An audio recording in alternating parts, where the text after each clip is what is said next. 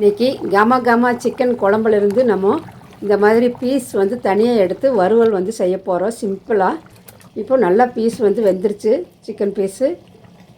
இப்போது நம்மளுக்கு தேவையான அளவு எடுத்துட்டு குழம்புல வந்து மல்லி இலையில் போட்டு மூடி வச்சிடலாம். இப்போ ஒரு கடாயில் எண்ணெய் வச்சு ஸ்டார் அனீஸ் 2 கிராம்பு ஒரு ஏலக்காய் போட்டுட்டு சோம்பு 1/2 ஸ்பூனு இஞ்சி பூண்டு வந்து துருவி போட்டுக்கிறேன். வெங்காயம் கருவேப்பிலையெல்லாம் சேர்த்துட்டு தக்காளி ஒன்று மீடியம் சைஸு பொடியை கட் பண்ணி போட்டு உப்பு தேவையான அளவு போட்டு நல்லா வதக்கி விட்டுடலாம்.